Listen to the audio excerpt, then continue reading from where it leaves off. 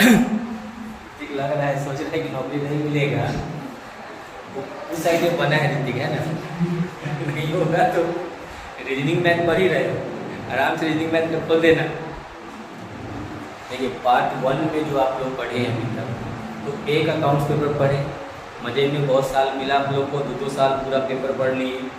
Part 2 में भी एक अकाउंट्स पढ़े थे ना, लेकिन पार्ट 3 का कैसे पहले उसको समझ लीजिए।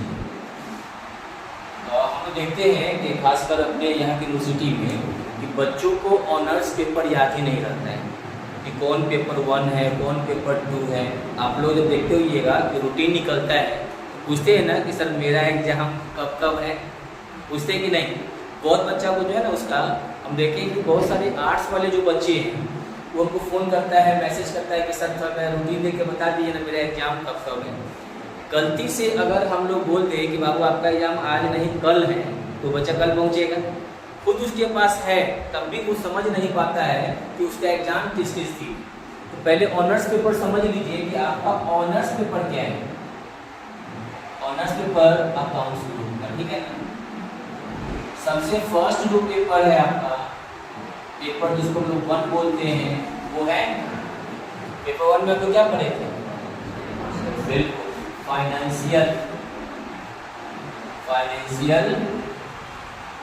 अकाउंटिंग। पेपर 2 पढ़े थे आप लोग ऑडिटिंग। पेपर 3 पढ़े थे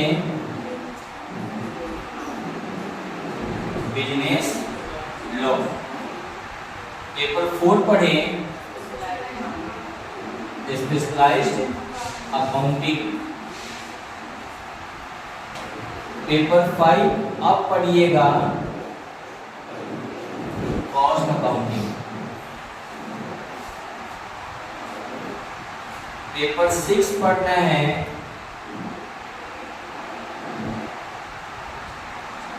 मैनेजमेंट अकाउंटिंग। पेपर 7 पढ़ना है आप लोग को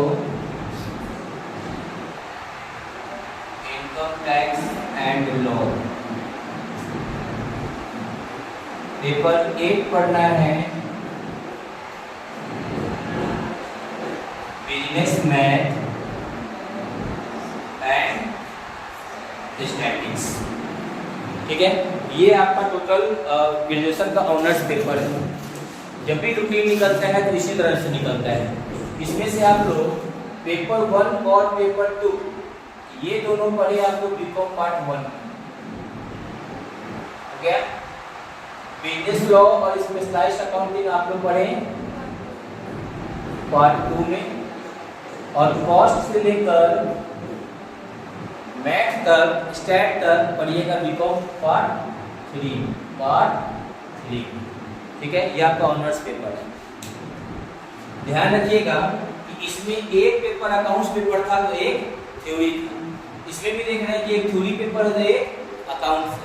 लेकिन ग्रेजुएशन के अंदर पार्ट 3 के अंदर में चारों के चारों आपको जो है अकाउंट्स पेपर ही दिखेगा, चारों पेपर। इसमें कॉस्ट खत्म करिएगा और स्टार्ट हो जाएगा फिर मैनेजमेंट खत्म करेंगे। सबसे अच्छा किताब है इनकम टैक्स, पढ़िएगा तब समझ में आएगा। और जैसे ही ये खत्म होगा business math and statics start हो जाएगा। मतलब 4 ऑनर्स आपको इसमें पढ़ना है। क्लियर है बात? पहला इसमें थ्योरी पेपर में एक पेपर आता है जीएस, जनरल साइंस रहता है, ये जनरल स्टडीज को हम बोल सकते हैं। इसमें आपको हिस्ट्री से भी क्वेश्चन मिलेगा, सिविक्स से भी रहेगा, इकोनॉमिक्स से भी रहेगा, मतलब सब मिला जुला क्वेश्चन रहेगा। ऑब्जेक्टिव और सब्जेक्टिव दोनों रहेगा। हम आपको जो यहाँ पे पढ़ाएंगे बीकॉम फाइनल ईयर में इस साल जो है वो कॉस्ट अकाउंटिंग पूरा पढ़ाएंगे, मैनेजमेंट अकाउंटिंग भी पूरा पढ़ाएंगे, इनकम टैक्स भी पूरा पढ़ाएंगे हम आपको। बिजनेस मैथ और स्टैटिक्स में ये वाला जो पोर्शन है स्टैट का, इसमें क्वेश्चन कैसे पूछता है, रेशियो कभी 60 नंबर का मैथ रहेगा, 40 नंबर का स्टैट रहेगा। और कभी क्या होता है कि 60 नंबर का स्टैट रहेगा, 40 नंबर का स्टैट रहेगा, मैथ रहेगा, और 60 नंबर का स्टैटिक्स रहेगा। इस साल तो ऐसा हो गया कि 80 नंबर का जो स्टैट था और 20 नंबर का ही मैथ। इस तरह रेशियो से आता है। ऐसा नहीं रहेगा कि 50% मैथ और 50% स्टैटिक्स, इस तरह नहीं। आपको हमेशा मिलेगा या तो आपको 60 नंबर का मैथ रहेगा, 40 नंबर का स्टैटिक्स रहेगा, या तो 40 नंबर का मैथ रहेगा, 60 नंबर का स्टैटिक्स रहेगा। एक साल ऐसा आया था जिसमें 80 नंबर का स्टैटिक्स पूछ दिया, कुछ बच्चों का मैथ बहुत अच्छा था, तो सोचा कि मैथ क्वेश्चन पूरा सॉल्व कर लेंगे। लेकिन उस साल क्या किया कि मैथ का क्वेश्चन जो 20 नंबर का दिया, अब बाकी सारा स्टैट पूछ दिया। और संयोग था कि लड़का वो स्टैट पढ़ के ही नहीं गया, तो समझ ही रहे थे हम कितना अच्छा गया वो लोग का। तो इस तरह आपको मैथ का रहता है। हम आपको स्टैटिक्स में पूरा पढ़ाएंगे। मैथ पढ़ाने के लिए हो सकता है कि आपको टाइम ही ना बचे। टाइम इसलिए नहीं बचे कि कॉस्ट जब खत्म करेंगे तो मैनेजमेंट आ जाएगा, मैनेजमेंट खत्म करेंगे तो टैक्स आ जाएगा, टैक्स खत्म होगा तो फिर स्टैट आ जाएगा, और स्टैट खत्म होते होते हो सकता है कि डेट निकल जाए। तो आपको मैथ का क्लास कहीं और करना होगा। अगर मैथ किसी का यहाँ पे अच्छा है, सपोज कीजिए कि नीति पढ़ रहे हैं, आ जाए आइए किसी तरह तैयार नहीं किए,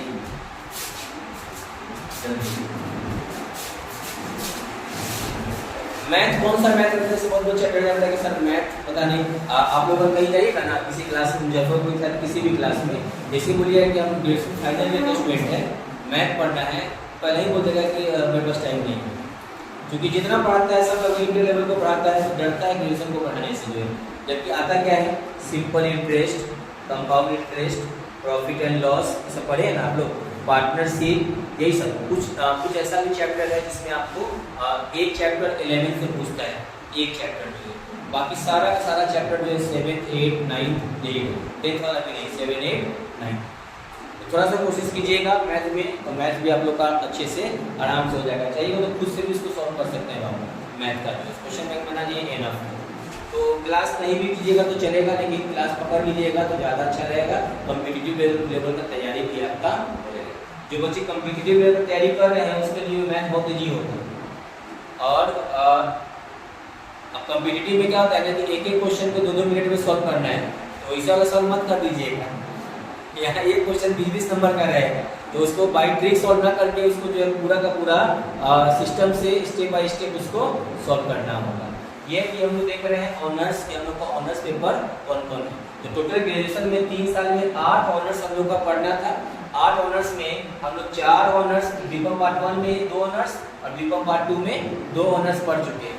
अब हम लोग को इस साल जो पढ़ना है कॉस्ट अकाउंटिंग, ये ऑनर्स पेपर कितना है 5। मतलब पहला दिन जो एग्जाम होगा वो कॉस्ट का होगा, दूसरा दिन होगा मैनेजमेंट, तीसरा दिन होगा इनकम टैक्स, चौथे दिन होगा बिजनेस मैथ एंड स्टैटिस्टिक्स और सबसे लास्ट दिन होगा जीएस। इस बार के हिस्ट्री में बीआरए ने बहुत उल्टा किया। सबसे पहले ले लिया जीएस, सबसे पहले जीएस। और इसका खासियत क्या है जीएस का कि अगर सब में 100 में 100 आप लिए, पार्टी में नंबर उठता है, इतना नंबर उठेगा ना कि दिल खुश हो जाएगा। मतलब अगर जिस हिसाब से भी आप लोग पार्ट 2 दिए थे सही दीजिएगा ना पार्ट 3, कॉस्ट में 92, 94, 95, मैनेजमेंट उसी तरह, टैक्स में उसी तरह, सब में नंबर खूब उठता है। अभी इधर थोड़ा सा उसका स्थिति थोड़ा खराब था, तो हम देख रहे थे कि 85, 87, 88, 88, 89, 90 तक दे रहा था, लेकिन नंबर 85 के वो भी आता है लगभग जो है आपको बीकॉम। जीएस के बारे में बोल रहे थे कि अगर जीएस में फेल हो गए और इस चारों में 400 में 400 ले आए तो फेल माना जाएगा, आपको फिर से पूरा ऑनर्स देना पड़ेगा। समझ में आया? बहुत बच्चा इसको हल्के में ले लेता है, जीएस कुछ नहीं है सर, तो बाद में देख लिया जाएगा। हालांकि होता भी है कि जीएस जो आप पढ़िएगा ना, पिछले 4 साल का क्वेश्चन बैंक का जो है निकाल के जीएस पढ़ जाइएगा, जो है वही पूरा क्वेश्चन है। इस बार का भी बच्चों को बोला कि सर जीएस का भी गेस कर दीजिए। हमने गेस क्या करेगा, 2 साल पिछले हम बता दिए कि क्या करना कि 21, 20 का, 21 का और 22 का, इस 3 साल का पढ़ के चले जाए। सब बच्चा वालों को वही किया कि 3 साल का पढ़ के गया, पूरा 100% मैच कर गया जीएस का। जीएस से बहुत ज़्यादा टेंशन नहीं लेना है कि वो गेस पेपर ले लेना, उसी गेस पेपर से पढ़ाई करना है। लेकिन इस चारों का किताब खरीदना है, इस चारों का हम लोग बुक लेंगे, बुक से ही पढ़ाई करेंगे। अब देखिए हम लोग जब किताब लेंगे तो कौन राइटर का लेंगे।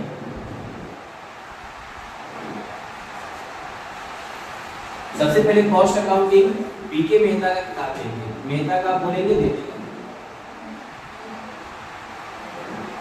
ठीक है। मैनेजमेंट का भी जो बुक लेंगे वो भी मेहता का लेंगे। इनकम टैक्स का लेंगे एससी मेहरोत्रा,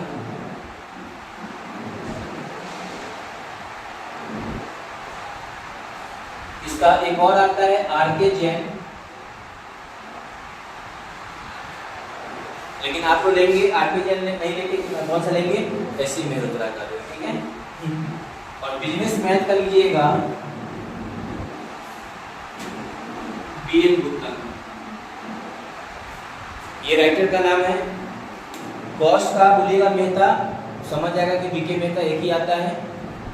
शुक्ला का भी कॉस्ट आता है, ऐसे शुक्ला का है ना, लेकिन शुक्ला से अच्छा किताब आपको मेहता का है। मैनेजमेंट का मेहता का ले लीजिएगा। टैक्स का याद रखिएगा, असेसमेंट ईयर मार्केट में आ गया होगा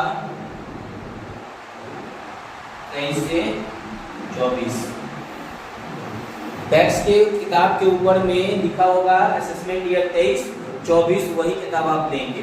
पुराना किताब 22 से 23 नहीं। इनकम टैक्स का किताब कभी भी पुराना कोई बच्चा नहीं लेगा। इनकम टैक्स का लॉ, उसका शेड्यूल, उसका सेक्शन सब हर बार लगभग चेंज होता है, इसलिए आप इनकम टैक्स का बिल्कुल किताब नहीं लेंगे।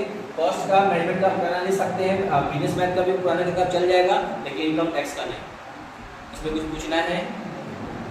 अब आया क्या कि आप लोग का सेशन क्या है, 21 से 24। तो पूरा उम्मीद है कि इसी 24 में, इसी 23 चल रहा है ना, अगले साल आप लोग का मार्च अप्रैल तक एग्जाम ले लेगा, मार्च अप्रैल तक।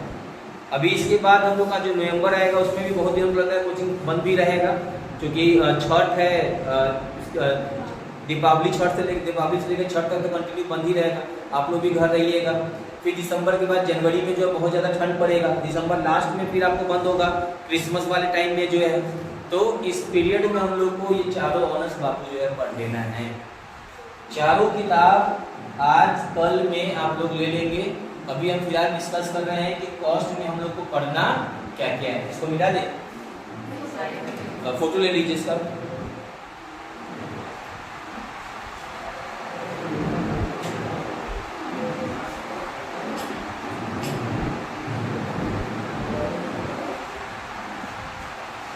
यूट्यूब पे तो रहेगा ही, वहां से तो देखा नहीं।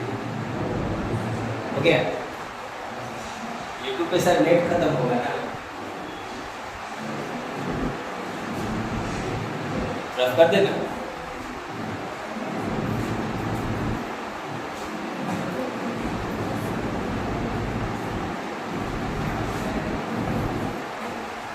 देखिए, इनकम टैक्स में सब बोलता है कि इनकम टैक्स सबसे ज़्यादा टफ होता है। कॉस्ट अकाउंटिंग में क्या है कि हम एक फॉर्मेट से, कॉस्ट अकाउंटिंग का बता रहे हैं, लगभग एक फॉर्मेट से पूरा किताब खत्म करते हैं, एक फॉर्मेट।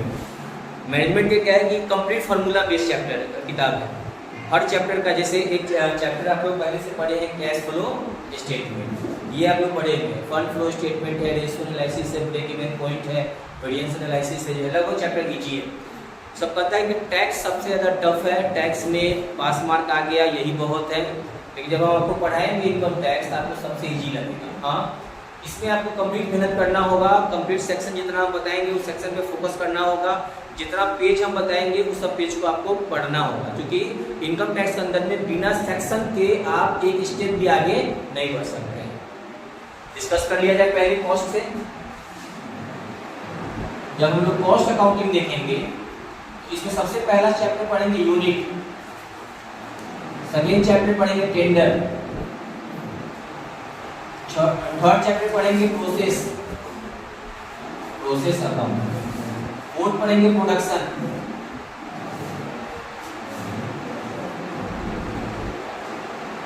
फिफ्थ पढ़ेंगे कॉन्ट्रैक्ट,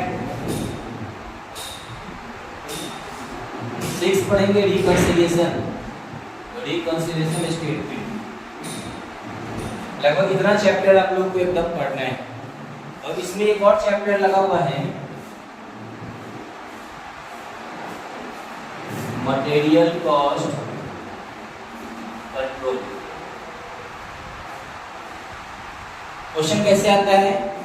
यूनिट या टेंडर से एक क्वेश्चन रहेगा, या तो यूनिट से पूछेगा या तो टेंडर से पूछेगा। तो इस तरह यहाँ से क्वेश्चन देते हैं कि अगर पिछले बार यूनिट से दिया है तो इस बार टेंडर से देगा, अगर पिछले बार टेंडर से दिया है तो इस बार यूनिट से देगा। एक क्वेश्चन इससे रहेगा, एक क्वेश्चन रहेगा प्रोसेस से, एक क्वेश्चन रहेगा प्रोडक्शन से, एक क्वेश्चन रहेगा आपको कॉन्ट्रैक्ट से। कितना क्वेश्चन हुआ? 4 क्वेश्चन और एक क्वेश्चन इस दोनों में से एक क्वेश्चन रहेगा। ज्यादा पॉसिबिलिटी 99% रिकंसिलिएशन का रहता है, 99%। 1% ही पॉसिबिलिटी जो है कि मटेरियल कॉस्ट कंट्रोल से आपको देगा क्वेश्चन। समझ में आया? ये हम लोग को लगभग 7 चैप्टर हम लोग इसमें पढ़ना है। और जो थ्योरी पार्ट है कि कॉस्ट अकाउंटिंग क्या होता है, कॉस्ट क्या होता है, कॉस्ट अकाउंटिंग का जरूरत क्यों पड़ा हम लोग को, क्या बिना कॉस्ट के जो है हम लोग कोई काम कर सकते हैं। सोचिए अभी के डेट में एक मामूली सा क्वेश्चन है कि अगर यह मार्कर बनाने वाली क्या कोई एक कंपनी है, क्या मार्कर बनाने वाली कोई एक कंपनी है? अगर एक कंपनी रहता है केवल इंडिया में, केवल कैमलिन का मार्कर दिखता है यहाँ पे, तब तो हमको आंख बंद करके जाना पड़ता, सीधा कहते मार्कर दीजिए, प्राइस अगर वो बोलता है 50 रुपया तो 50 रुपया आपको उसको देना। लेकिन यह मार्कर बनाने वाली 20 कंपनियां हैं। अब 20 कंपनियां हैं, कैमलिन बोलेगा कि सर 30 रुपया में देंगे और सामने वाला को हमको 25 रुपया में देने के लिए तैयार है, तो क्या करेंगे? 25 वाला लेंगे हम। तो बिना कॉस्ट जाने कि एक्चुअल में इसका कॉस्ट बनाने में लागत कितना है, कितना प्रॉफिट लिया जाए और कितना बेचा जाए। क्योंकि अभी ग्लोबलाइजेशन है, यहाँ पे कट थ्रू कंपटीशन चल रहा है और ऐसा कंपटीशन है कि हर एक एंटरप्रेन्योर चाहता है कि मेरा उस मार्केट में बिके, सामने वाले को हम क्या करते हैं, फ्लॉप करते हैं। यही ना हो रहा है। इससे पहले सोनी का कैमरा कितना ज्यादा बिकता था, कैमरा में रील जो आता था, हम लोग खरीदने के लिए जाते थे मोती झील, वहां पर रील लिए कैमरा में लगाए फोटो खींचते थे, फिर उसका जो है नेगेटिव उसको बोलते थे, लेके जाते थे स्टूडियो में साफ करवाने के लिए। लेकिन ऐसा कंपटीशन हुआ, मोबाइल आया और बोला क्या कि सिस्टम को ही पूरा क्या किया, खत्म कर दिया ना। तो अभी अब जो है संयोग पर हम बिजनेस को नहीं कर सकते, एक्यूरेट में जानना होगा कि हम जो मैंने जैसे पहले होता था मैन्युफैक्चर आप अपने हिसाब से करते थे, पब्लिक मार्केट में आता था, उसको जो गुड्स पसंद आ गए वो गुड्स वो खरीद लेता था। क्योंकि फॉरेन का बहुत सारे कंपनी हमारे यहाँ नहीं था, जो क्लोज इकोनॉमी था। लेकिन अब क्या है कि आपको पब्लिक के टेस्ट के अकॉर्डिंग ही गुड्स को बनाना हो। पहले हम लोग यह जानना चाहते हैं कि पब्लिक क्या खरीदना चाहता है और वो कितना में खरीदना चाहता है, कहाँ से खरीदना चाहता है, पहले इसके बारे में हम एनालिसिस कर लेते हैं, तभी गुड्स का मैन्युफैक्चर करते हैं। तो बिना कॉस्ट जाने हुए अगर आप कोई भी बिजनेस स्टार्ट करते हैं या बिना गुड्स का इसका प्राइस जाने हुए कि एक्चुअल में इसको बनाने में कितना लागत आया, आप अपने मर्जी से मार्केट में नहीं बेच सकते। अपनी मर्जी से आप बनाए गुड्स, आपको पता ही नहीं चलेगा कितना का गुड्स बना, आप क्या किए जो है कि कुछ पैसा रख के मार्केट में डाल दिए कि इसको 50 रुपया में हम बेचेंगे। सोचिए आपको पता भी नहीं कि आपको गुड्स बनाने में कितना पैसा लगा, 50 रुपया। दूसरी कोई कंपनी आ गई 40 रुपया, तीसरी कोई कंपनी आ गया जो है 38 रुपया, अगला कोई कंपनी आया 35 रुपया में, फिर कोई आया चाइना वाला आ गया, चाइना वाला का 20 रुपया में सर, उधर से कोई जापान वाला आया उसका सर 15 रुपया में जो है। एज ए कस्टमर अगर हम कस्टमर हैं तो हम क्या सोचें बताइए? सब पे लिखा हुआ made in China, made in India, made in Bharat, made in वो जो है, हम कौन सा लें? लेकिन हम तो इंडिया के हैं, तो इंडिया वाला प्राइस लें या जापान वाला लें? लेकिन अगर एज ए कस्टमर सोचिएगा ना बाबू, तो हर कस्टमर अपना पॉकेट मनी देखता है कि पॉकेट उसका क्या कर रहा है। 15 में हमको कोई बोलेगा सर 12 रुपया में दे रहे हैं, क्लास 12 रुपया, हमको तो पढ़ाना है ना। तो कॉस्ट जानना सबसे ज्यादा जरूरी होता है। इस कॉस्ट शीट में हम लोग पूरा यही पढ़ेंगे। किसी भी इस बुक को अगर ठीक से पढ़ लीजिएगा ना, तो आप अगर खुद का अगर कभी मैन्युफैक्चरिंग का कुछ भी आइएगा ना, तो आप स्वयं खुद से निकाल लीजिएगा कि एक्चुअल में हम जो गुड्स बनाने जा रहे हैं या बना रहे हैं, उसका एक गुड्स का एक यूनिट का प्राइस कितना पर है। अब जितना भी आपका प्राइस पड़े, आप एनालिसिस कर सकते हैं कि भाई सामने वाला इतना में बेच रहा है, तो हम इतना रुपया प्रॉफिट को उसमें ऐड कर लेंगे और ऐड करके मार्केट में सप्लाई कर लेंगे। लेकिन अगर गुड्स का प्राइस आपको नहीं पता रहेगा, तो कॉस्ट नहीं पता रहेगा, तो कभी क्या होगा, कभी प्रॉफिट होगा तो कभी लॉस हो जाएगा। ये तो संयोग पे चलेगा बिजनेस में आपका। उसके बाद हम लोग देखेंगे मैनेजमेंट।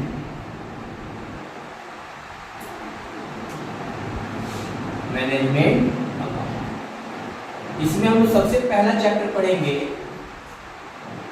Cash flow statement. ये पढ़िएगा तो अच्छा लगेगा, क्योंकि आप पहले से भी पढ़े हुए हैं। एक क्वेश्चन हम सीओ 20 नंबर का रहता ही रहता है। सेकेंड चैप्टर पढ़ेंगे फंड फ्लो स्टेटमेंट। एक क्वेश्चन इससे रहेगा, एक क्वेश्चन इससे रहेगा।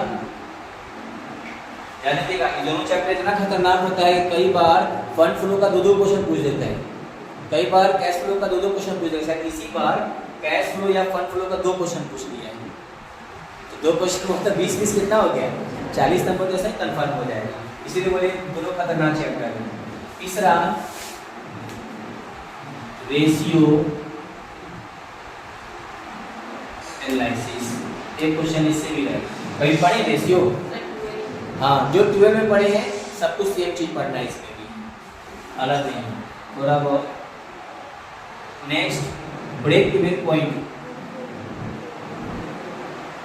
ब्रेक इवन पॉइंट एक ऐसा पॉइंट जहां पे एंटरप्रेन्योर को ना तो प्रॉफिट हो और ना लॉस हो, इसको बोला जाता है zero profit zero loss point, zero profit zero loss point है। इसके बारे में इसमें हम पूरा स्टडी करेंगे। और फिफ्थ है वेरिएंस एनालिसिस, इससे भी एक क्वेश्चन रहेगा। ये 5 चैप्टर हम लोग देखेंगे मैनेजमेंट, ठीक, ये दोनों को नोट करना है, फोटो ले लीजिए।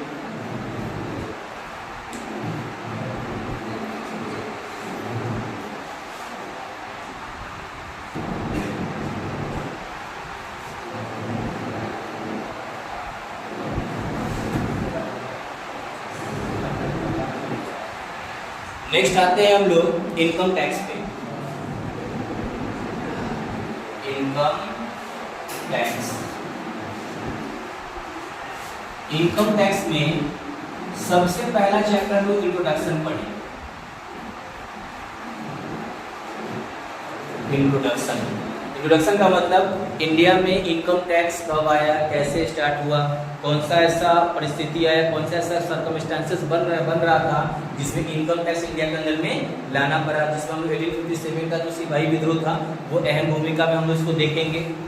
इनकम टैक्स का जो कलेक्शन होता है वो कौन सा डिपार्टमेंट कलेक्ट करता है, फाइनेंस डिपार्टमेंट किसके अंदर में काम करता है, सीबीडीटी क्या होता है, ठीक है, बजट जब पेश होता है तो उस बजट में इनकम टैक्स का कैसे कैसे प्रोविजंस रहता है, लगभग सारा हम लोग इस फर्स्ट वाले चैप्टर में देखेंगे। स्लैब हम लोग इसमें देख लेंगे। स्लैब समझते हैं, 5 लाख पे टैक्स लगेगा, ये 7.5 लाख पे टैक्स लगेगा, 7.5 लाख से 10 लाख का जो अगर इनकम रहता है साल का तो उसमें कितना % देना पड़ेगा, 10 लाख से ऊपर रहेगा तो कितना % देना पड़ेगा, सीनियर सिटीजन है तो उसको कैसे लगेगा, अगर 18 साल से लेकर 60 साल तक का है कोई व्यक्ति जो है उसको टैक्स कैसे लगेगा, मतलब ये सब हम लोग को देख लेना है। रेसिडेंट क्या होता है, नॉन रेसिडेंट क्या होता है, ठीक है ना, ये सारा कुछ हम लोग जो है लगभग फर्स्ट चैप्टर और सेकेंड चैप्टर में हम लोग देख लेंगे। तो ये कंप्लीट थ्योरी चैप्टर है ये। इसके बाद हम लोग एक इंडिविजुअल का मतलब होता है, इंडिविजुअल कहते किसको है, जैसे हम और आप अगर पैसा कमा रहे हैं तो सरकार को टैक्स भी देना पड़ेगा, तो गवर्नमेंट बोलता है क्या कि सर हम आपके टोटल इनकम पर आपसे हम टैक्स लेंगे। कौन से इनकम पे? टोटल इनकम पे। तो देखिए इनकम टैक्स के अंदर में इंट्रोडक्शन के ठीक बाद जो हम लोग पढ़ेंगे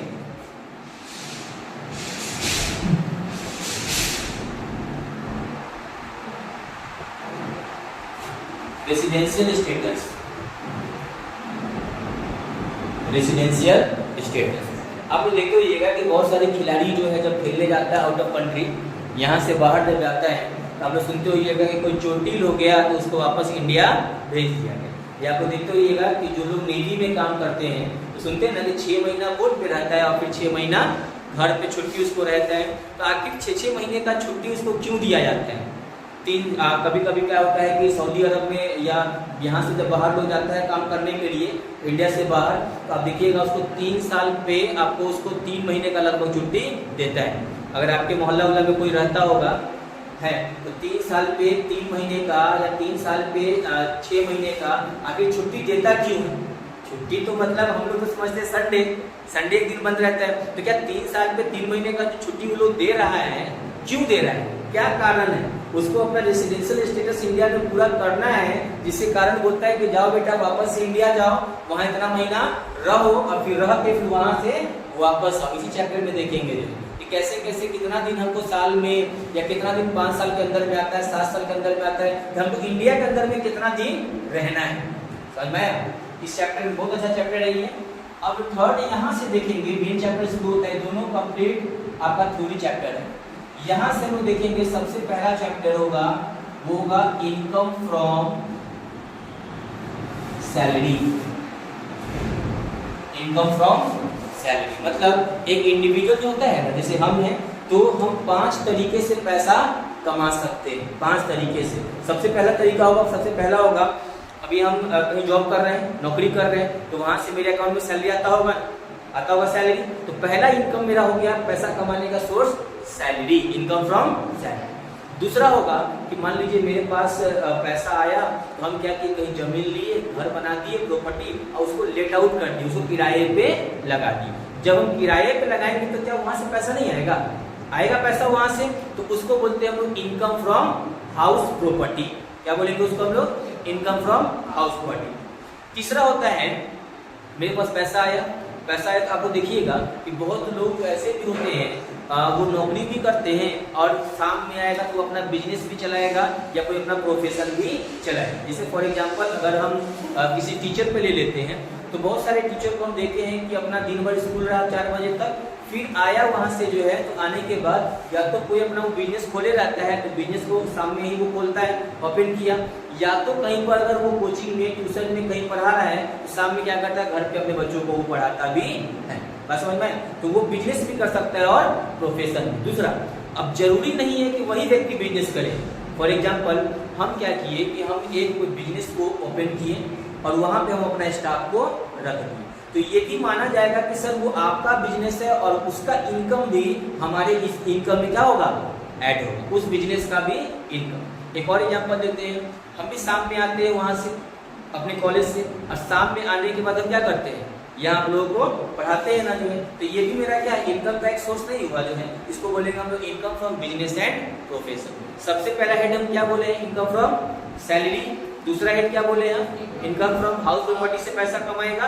तीसरा हेड होता है income from business and profession. चौथा होता है इनकम फ्रॉम कैपिटल गेन। ये कैपिटल गेन क्या होता है, जैसे सपोज कीजिए कि मेरा जो ये है, मेरा जो नौकरी है वो यहाँ से, मान लीजिए कि मेरा नौकरी है झारखंड, सपोज कीजिए कि झारखंड में मेरा जॉब है, तो हम सोच रहे क्या कि चूंकि झारखंड बार बार आना जाना पॉसिबल नहीं हो रहा है, तो एक काम करते हैं, झारखंड में ही हम बस जाते हैं। हो गया, झारखंड में ही वहीं बस जाते हैं, फैमिली को यहाँ से ले आते हैं, वहीं शिफ्ट हो जाते हैं। तो अब है कि वहाँ जब जाएंगे तो वहाँ भी हमको जमीन खरीदना होगा, उसके लिए मकान बनवाना होगा। तो जमीन खरीदेंगे, मकान बनवाएंगे, तो भैया उसके लिए हमको 70 लाख 80 लाख रुपया कम से कम चाहिए। अब 70-80 आएगा कहाँ से? तब सोचिए जब हमको यहाँ रहना ही नहीं है, तो एक काम करते हैं, यहाँ का जो मेरा घर है, हाउस प्रॉपर्टी है, उसको सोल्ड कर देते हैं, और सोल्ड करके यही पैसा हम क्या करेंगे, वहाँ पे इन्वेस्ट कर देंगे। तो इस चैप्टर में यह देखा जाएगा कि अगर हम अपना बिहार का जो मेरा घर है उसको 80 लाख रुपए में बेच देते हैं, तो क्या सर इसके ऊपर हमको टैक्स देना होगा या नहीं देना? क्योंकि गवर्नमेंट बोलता है कि 10 लाख से अगर ऊपर आपका है, इनकम टैक्स डिपार्टमेंट 10 लाख से ऊपर है तो बोलता है 30% का आपको टैक्स देना हो। सोचिए अगर 80 लाख रुपया गेन कर रहे हैं, कैपिटल गेन हो रहा है, तो 80 लाख का 30% कितना होगा, 24 लाख रुपया, सदमा नहीं लगेगा? तो इसके लिए इस चैप्टर में हम आपको बताएंगे कि कैसे कैपिटल गेन स्कीम अकाउंट, जैसे आपको सेविंग अकाउंट होता है ना, करेंट अकाउंट होता है, उसी तरह एक अकाउंट होता है बैंक के अंदर में, कैपिटल गेन स्कीम अकाउंट। उस अकाउंट में अगर आप पैसा डाल देते हैं तो गवर्नमेंट आपसे 1 रुपया भी टैक्स नहीं ले। बहुत लोगों को नहीं पता है, तो वो जब प्रॉपर्टी को बेचता है तो गवर्नमेंट को टैक्स उसको मजबूरी में देना पड़ता है। लेकिन आप इस चैप्टर में देखिएगा कैसे टैक्स का सेविंग आप आराम से कर लीजिए। फिर इसी चैप्टर में हम लोग देखेंगे कि सर अगर आज बेच रहे हैं तो हम जो हाउस प्रॉपर्टी खरीदेंगे आज के बाद खरीदेंगे या आज से पहले खरीद सकते हैं, आज के बाद या आज से पहले, कंप्लीट इस चैप्टर में हम लोग देखेंगे। इसी चैप्टर में होगा कि सर 2005 में हम एक मकान खरीदे थे, तो अभी के रेट में उसका कॉस्ट कितना हो कि हम उसको बेच दें, अभी के रेट में उसका कॉस्ट, ये भी कैलकुलेशन हम आपको इस चैप्टर में सिखाएंगे। बात समझ में आया? तो 4 हेड हो गया, और सबसे लास्ट हेड होता है, गवर्नमेंट पूछा कि जफर सर और भी आप कुछ करते हैं? हम बोले हाँ सर, जुआ खेलते हैं, लॉटरी खेलते हैं, हॉर्स रेस पे पैसा लगाते हैं, सर सट्टा पे पैसा लगाते हैं, और बोलिए जो जेल में डालिएगा। लेकिन सर कहाँ खेलते हैं? हम लोग वहीं खेलते हैं जहाँ जिसको आप परमिशन दिए हुए, जिसको आप उसको बोल सकते हैं लाइसेंस दिए हुए। कैसीनो में बैठ के खेलते हैं सर। लेकिन हाँ सर बहुत अच्छा जगह है, कैसीनो एसोसी लगा रहता है, कभी कभी टाइम मिलता है तो हम लोग भी वहाँ पे जाते हैं। तो बाबू इस हेड से भी अगर आप पैसा कमाते हैं तो इसको बोला जाता है इनकम फ्रॉम अदर सोर्सेज। कहने का मतलब है आप अपने नॉलेज के आधार पर बेस पर जो है आप चले गए कौन बनेगा करोड़पति, वहाँ आपके पास नॉलेज था, यूटिलाइज किए, 5 करोड़ रुपया जीत गए। जैसे जीत गए अमिताभ बच्चन जो है सामने से मुस्कुराएगा कि चलो तुम करोड़पति तो बन गया। उधर से जो सेंट्रल गवर्नमेंट का जो आदमी होगा ना, स्टेट का नहीं सेंट्रल गवर्नमेंट का, वो भी मुस्कुराएगा, वो भी आपस में बात करेगा कि सर 5 करोड़ जीता है, 30% मतलब 5 तिहाई 15, 1.5 करोड़ तो इसका जो है क्या हो गया, टैक्स कट गया। इसको मिलेगा कितना, 3.5 करोड़। सपोज करो गर्ल्स लोग तो जीतेगी तो गर्ल्स लोग बोलती है तो उसके पिताजी माताजी सब विश्वास करते हैं। अगर ऋतिक या शुभम में से कोई जीत जाता 5 करोड़ रुपया, तो ये जो जीता ना बाबू, इसको कहते हैं क्रॉस इनकम। इसको यहीं पे बोलेंगे इसको क्रॉस अमाउंट है। तो क्रॉस अमाउंट कितना है इसको, 5 करोड़ रुपया। गवर्नमेंट क्या करेगा, जब इसके अकाउंट में क्रेडिट करेगा ना पैसा वहां से, तो your account has been credited का जो मैसेज आएगा 3.5 करोड़ का आएगा। 30% क्या होगा, टैक्स कट गया। अभी 3.5 करोड़ रुपया बेचारा घर पे लेके आया, पहले तो माला उला बेटा को जो है ये वो दिल टैट होगा। उसके बाद पिताजी पूछे कि 5 करोड़ रुपया, चलो जमीन उमीन लेके कोई बिजनेस किया जाए। बोले पापा 5 करोड़ नहीं है, 3.5 करोड़ रुपया कट गया। तो पिताजी बोलेंगे अभी से तुम 1.5 करोड़ रुपया का फ्रॉड कर दिया, हमको सिखाता है। तुमको टीवी पर पूरा दिखाया, कितना मिला तुमको, 5 करोड़ जो है। समझाना मुश्किल होगा वहां पर। फिर बेचारा ऋतिक क्या करेगा, या सुबह बोले अच्छा व्हाट्सएप से बात करवा देते हैं, फोन करेगा, पिताजी को बुला के समझाएंगे कि 30% क्या हो गया, कट गया जो है। ये तो केवल 5 करोड़ का था। अगर 5,000 करोड़ रुपया भी कमाइएगा ना, तो 30 नहीं लगभग 37% आपको इनकम टैक्स पेड करना होगा। 37% मतलब आधा पैसा आपको टैक्स में क्या होगा, कट जाएगा। तो ये 5 हेड होता है, जिसमें income from salary, income from house property, income from PGP इसको बोलते हैं, लिख देते हैं, business and profession, income from capital gains, income from other. ये मेन चैप्टर है आपका। इतना चैप्टर हम लोग इनकम टैक्स के अंदर में पढ़ेंगे, ठीक है। ये क्वेश्चन कहाँ से आता है, एक क्वेश्चन सर इससे रहेगा, एक क्वेश्चन इससे रहेगा, एक क्वेश्चन इससे रहेगा, एक क्वेश्चन इससे और एक क्वेश्चन इससे। इसी 5 हेड से क्वेश्चन है।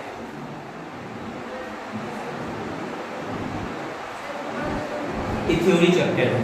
अगर इसको नहीं समझिएगा, इसको नहीं, पहले मुजफ्फरपुर गए हैं रहने के लिए, तो मुजफ्फरपुर का पहले नाम सुने होइएगा, गूगल पे सर्च किए होइएगा, दोस्त लोग से पूछे हुए कैसा शहर है, फिर यहाँ पर आए हैं तो फिर आपको हॉस्टल खोजे होइएगा, ये है ना। तो इस चैप्टर सब कुछ समझने के लिए आपको इस दोनों चैप्टर को भी समझना जरूरी है। जैसे कोई आपसे पूछ देगा कि इनकम टैक्स भारत में कौन स्टार्ट किया, कब स्टार्ट हुआ, कैसे स्टार्ट हुआ, पहले तो यही समझेगा ना कि इनकम टैक्स कैसे जो है, तो इसलिए दोनों में मिलेगा। कोई मान लीजिए कि कोई फॉरेन रह रहा है, आपसे पूछ लेगा कि हमको कितना महीना इंडिया में रहना होगा या कितना दिन हमको इंडिया में रहना होगा ताकि मेरा रेसिडेंशियल स्टेटस जो है वो अपडेट होता रहे, तो उसको कैसे बताइएगा, आप क्यों ना बताइएगा। वो अगर जाएगा राजीव सर से पूछ लो, केमिस्ट्री वाले से कि सर हमको इंडिया में कितना दिन रहना है, तो बोलेगा कि सर ये तो मेरे इसमें नहीं है, एक काम कीजिए जाइए वासी सर से जो है बात कीजिए, वही आपको बता सकते हैं। तो ये 7 चैप्टर बाबू पढ़ेंगे। ये दोनों चैप्टर जो है थ्योरी चैप्टर है, बाकी सब सारा का सारा प्रैक्टिकल है। इसका एक फोटो ले लीजिए। देख रहे हैं, इसीलिए बोले थे कि मैथ्स के लिए पता नहीं टाइम मिलेगा या नहीं मिलेगा।